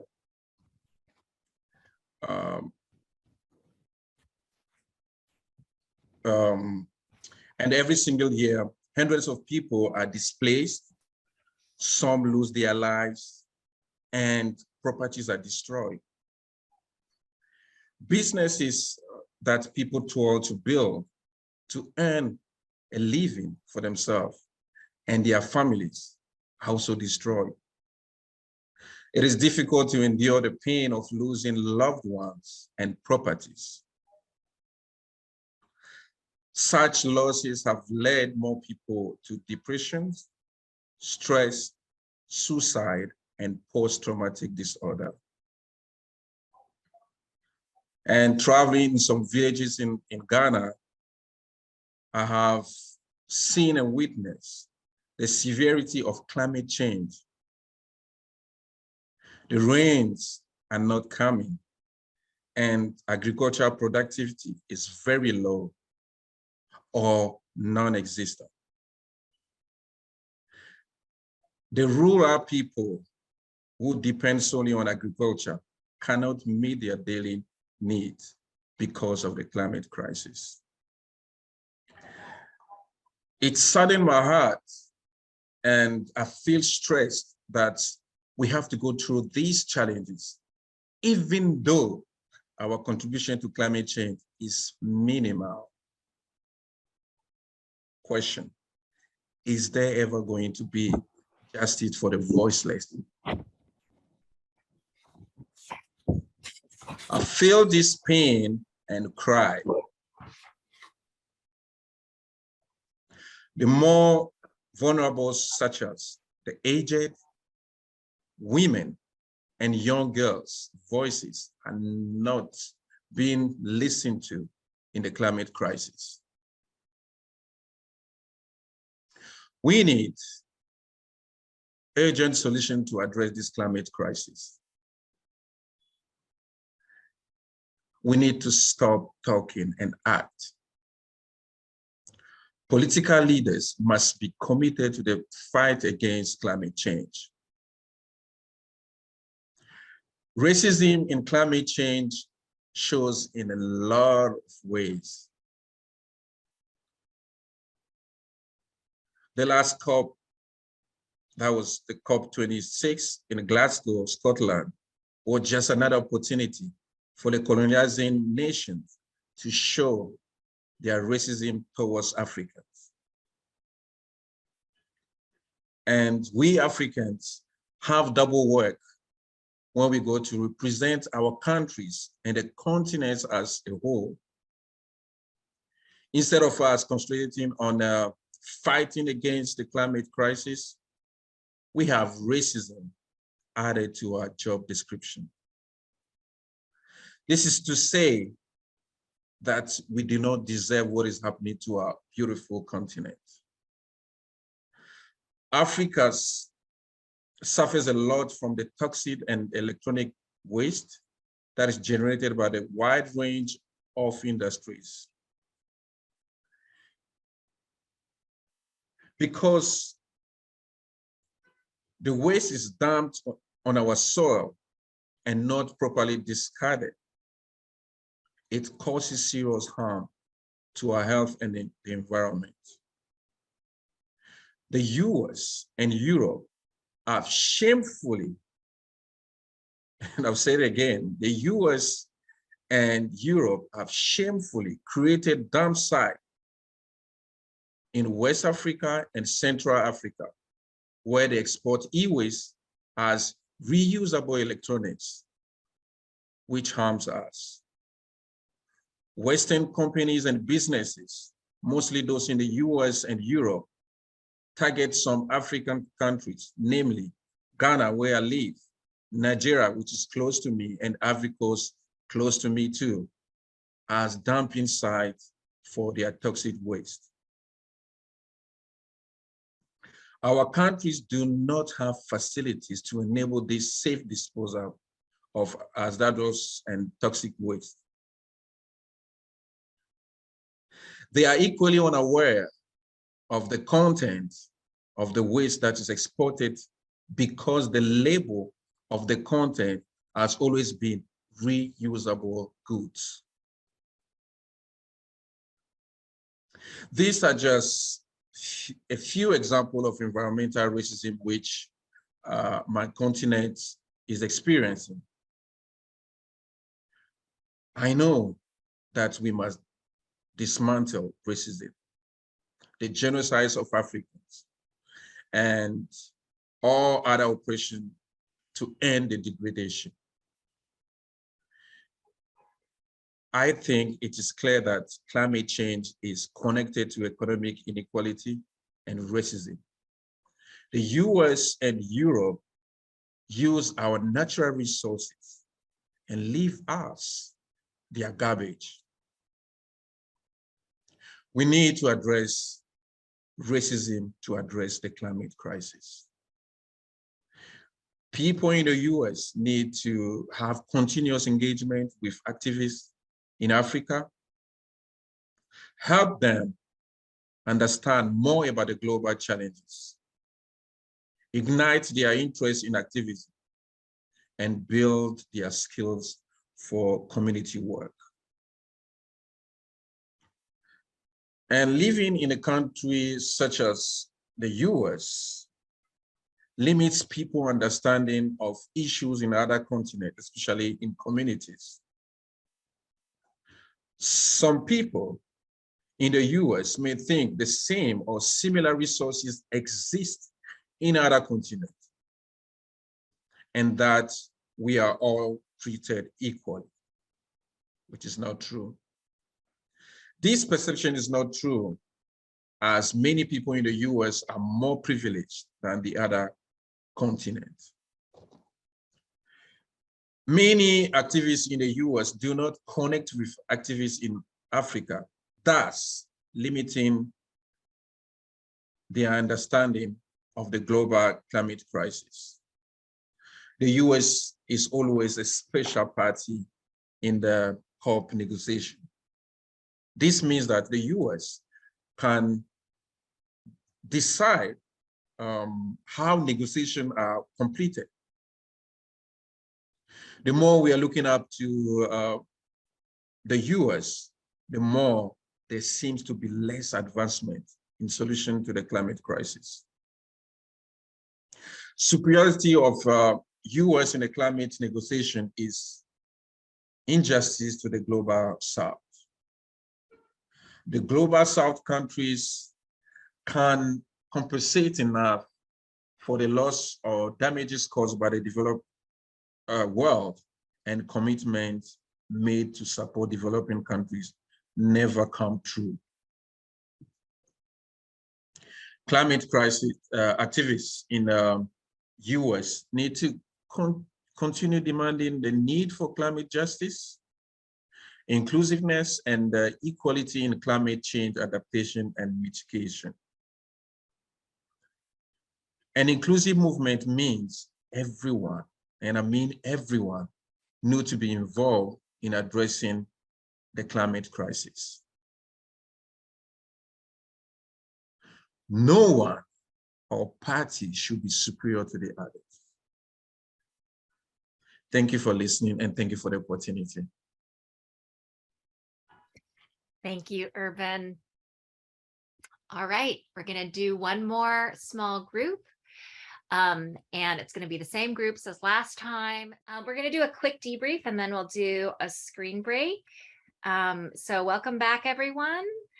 Let's just hear from a few people. We'll invite the same folks in the same order. So the Africans, anyone want to share thoughts or insights? Go ahead, Janet. Yeah, I can start. One of my many highlights from Urban was how dismantling racism is an important part of our climate work. Nice, thank you. Oni. Yes, and thank you so much again for reminding all of us, especially myself, of what we are going through.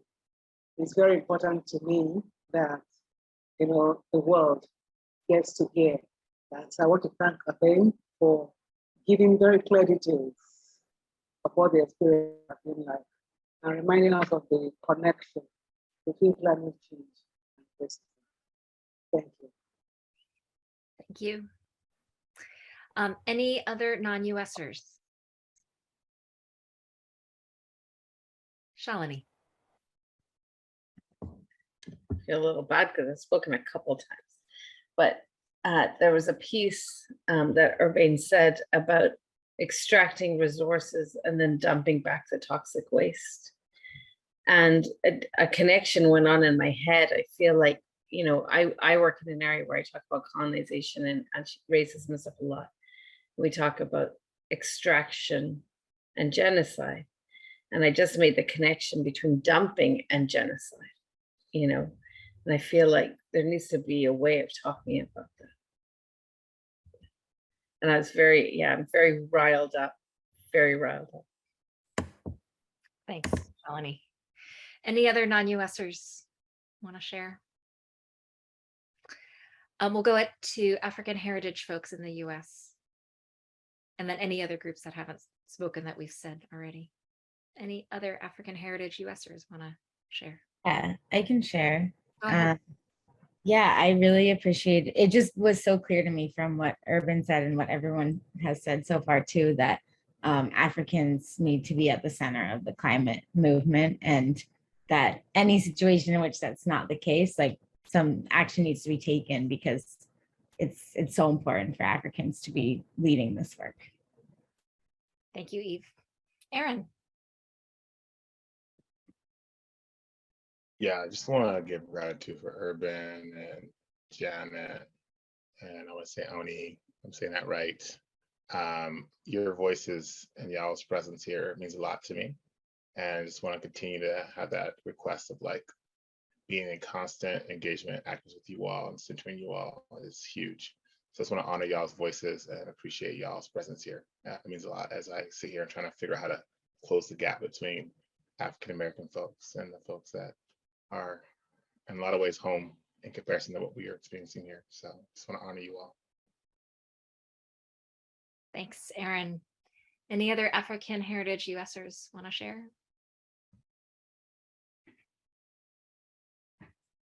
We'll open it up to other people of color. Any other people of color? Go ahead, TA.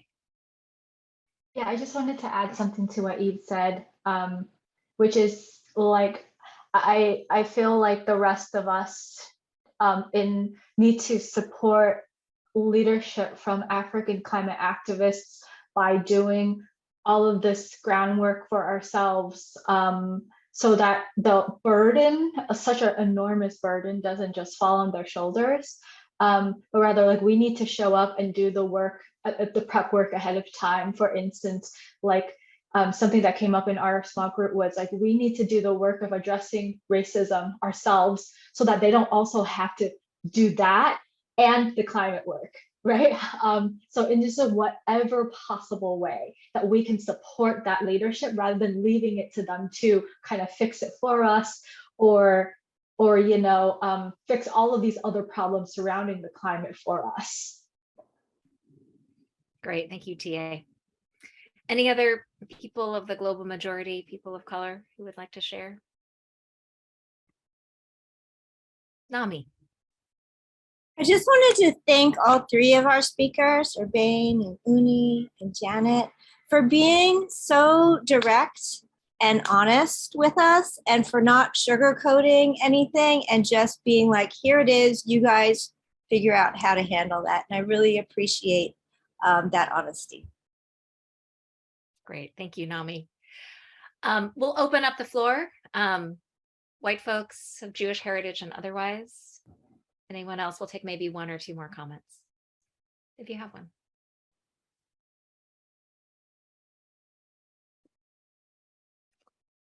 Leona. Hi, folks. I think I've thanked everyone. I thought that Urban really brought the sense of how emotional this is, and how maybe, we need to connect perhaps with other human beings on an emotional level.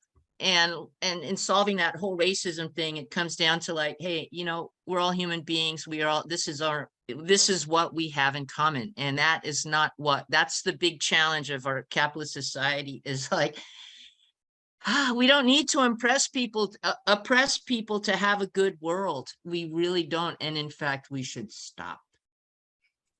Thank you to all our guests from Africa for being so proud of what has been called the dark continent in for whatever reason. That was probably the British who came up with that. So I will now look at Africa as the continent of light, and what we need to really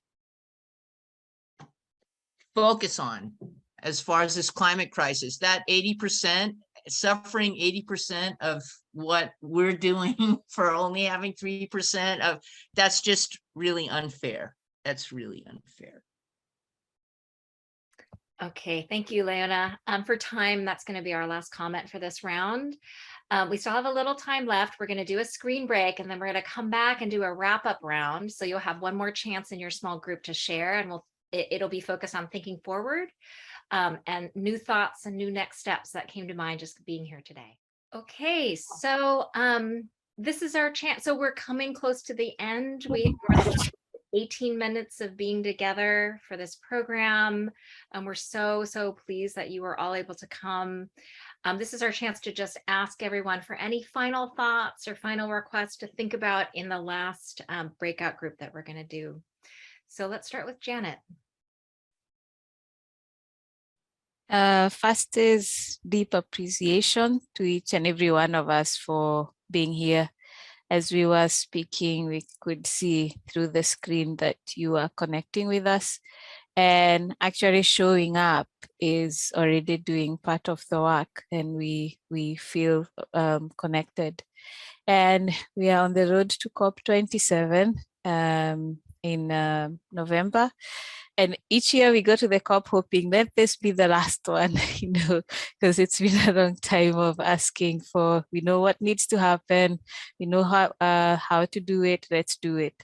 So each and everything that you can do to make that a reality, and that is to tell our leaders and the decision makers that we're not talking about danger in the future, we're in danger, and this is the opportunity to fix it. So thank you so much for being here and for being that attentive. Thanks. Oni. So first, I really want to thank the organizers of this program for giving us the opportunity to be here. And I want to send my appreciation to each and everyone who has been here and stayed up to this moment to listen to what we had to say. I do realize that we cannot do this work alone. We need allies. And I'm counting on each and everyone here for your support. I'm counting on each and everyone here to go with us on this journey. We are also on our path determined to continue to make sure that our voices are put forward, to make sure that we don't shy away, and to say that we are human and that we are all in this together.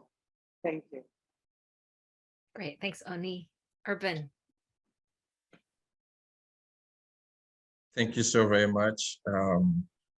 I'm so happy that we finally did this after planning, and you could have been somewhere else.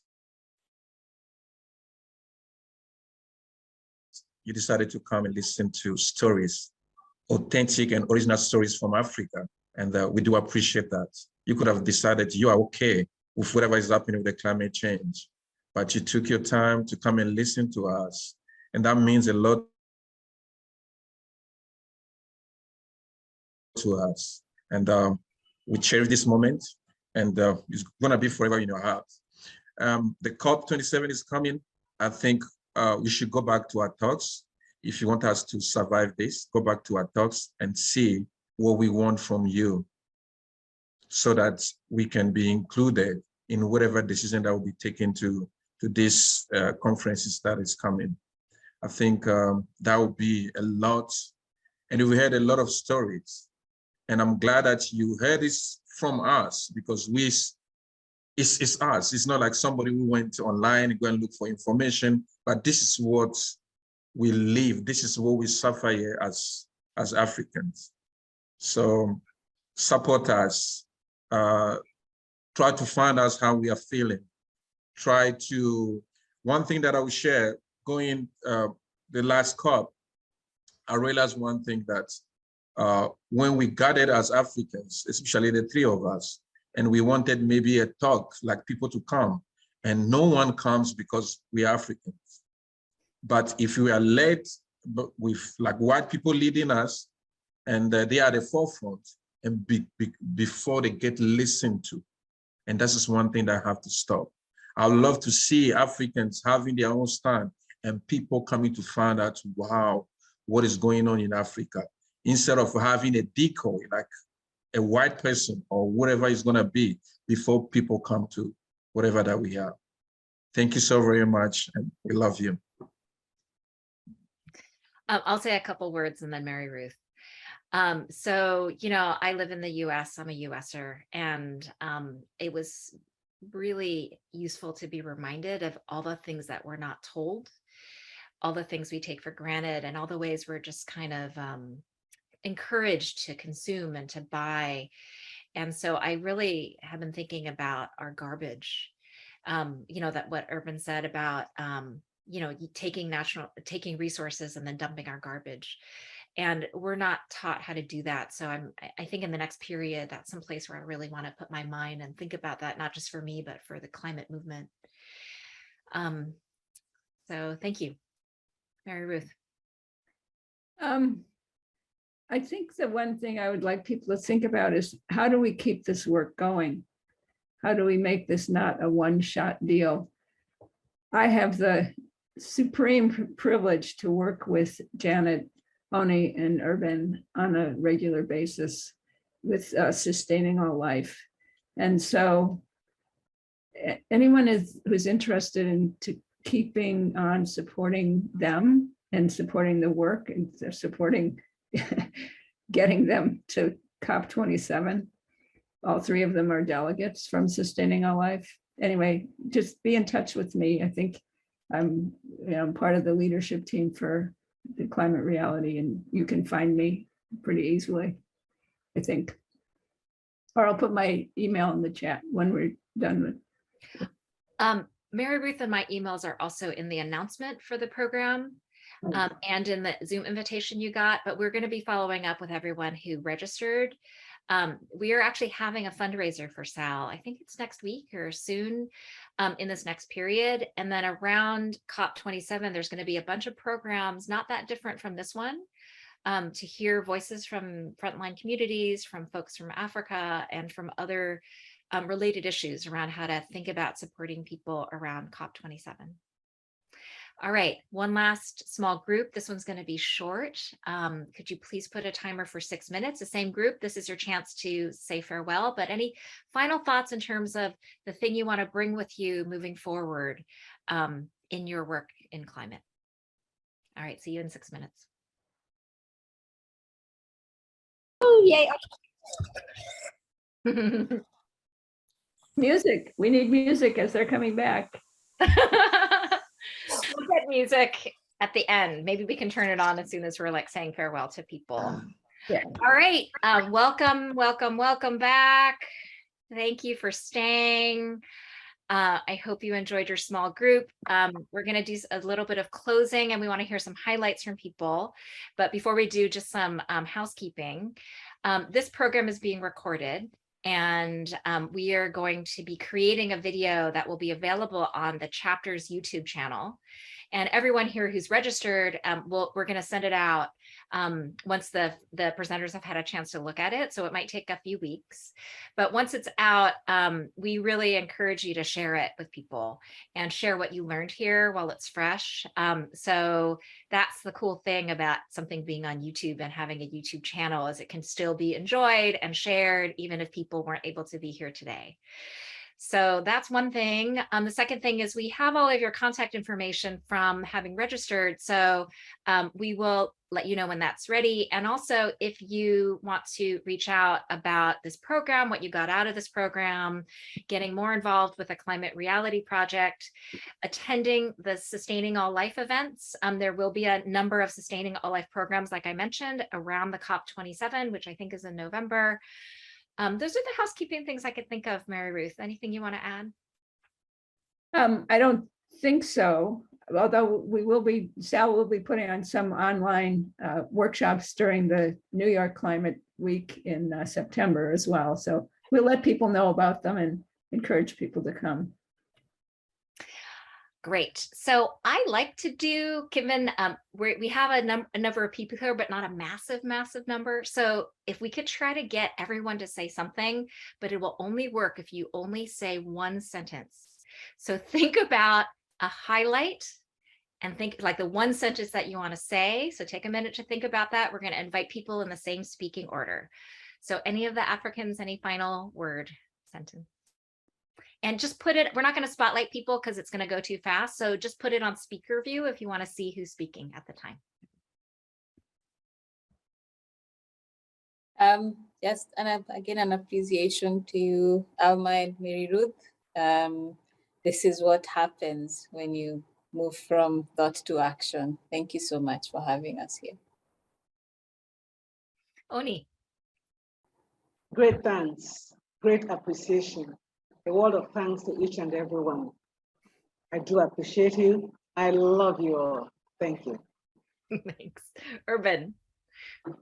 Alma and Mary Ruth, thank you for putting this together.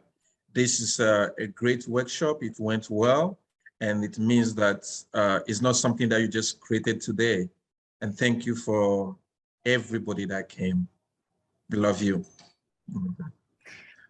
So we're going to ask everyone else to do one sentence. So I'm going to call people's names because of time. So Aaron.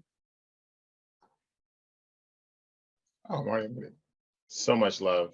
The highlight was seeing folks outside the United States. Eve.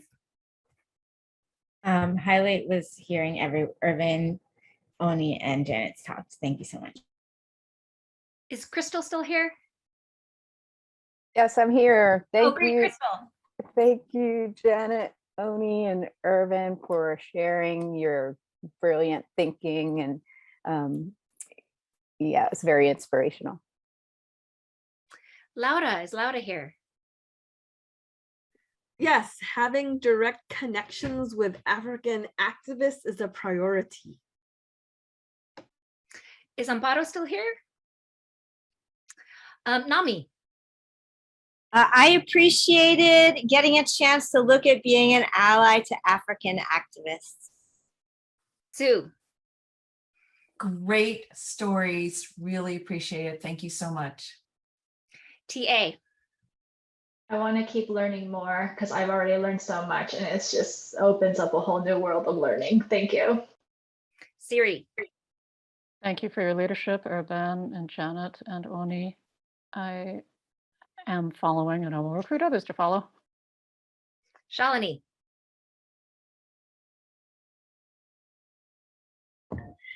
Sorry. This event, listening to Janet, Oni, and Urban has moved me really deeply, more than most events that I experienced around climate. So thank you. Was that all the people of the global majority and people of color? Raise your hand if you are. Oh, Leona. One world, one love. Tiffany. Just so grateful and looking forward to including this more in our work. Great. Is Devorah here? Yes. Go ahead. Inspiration and motivation, enhanced motivation. Thank you. Great. And the people in your group, is Jennifer here? Yes. She was. Great. I just want to appreciate your leadership putting this together, and this has made me, I appreciate that I want to be an ally to African activists. Thank you for your stories. I'm just going to go through the rest of the people on my screen. Vince. Well, I appreciate the stories of Janet and Oni and Urbane, and having Kevin in my group. Donna. As just a warm, uplifting feeling to know that we're all together and that we might be taking a new path and letting Africa lead us in this discussion. Thank you. Kevin. I have a deep sense of gratitude for all of you who presented, all of you who organized and helped, and I just look forward to supporting your work in the future. Thank you. Becca. As somebody who believes in the power of stories, I appreciate everyone sharing their own unique story, and I hope that we can all pull together to have one strong story to really make an impact. Gail. I am so moved by what you have shared, both Janet, Oni, and Urban, and I will bring this to other people in my life as soon as we can with the video. Yeah. Deneen. I am happy to have heard the stories from Africa, and also to have learned about the skills that are useful in continuing this conversation in the early part of the session. Is that everyone except me and Mary Ruth? Speak up if you haven't yet. All right, Mary Ruth. Just appreciate so much the thought and planning that Janet, Oni, and Urban put into their presentations, and just so much from the heart. Thank you. I have a ton of highlights, mostly listening to the three of you and your stories, and also getting a chance to really process it. I feel like I have a new, deeper level of understanding as a U.S.er, so thank you. All right, let's get the music on. Those of you that led small groups, we invite you to stay because we're going to do a short debrief, and as well as the facilitators, but if you have to go, that's fine too. And tech people, if you could put us in a small group, and you're welcome to hang out. We'll keep the room open and you can connect with each other or whatnot. All right, bye y'all. Have a good day. Thanks for coming.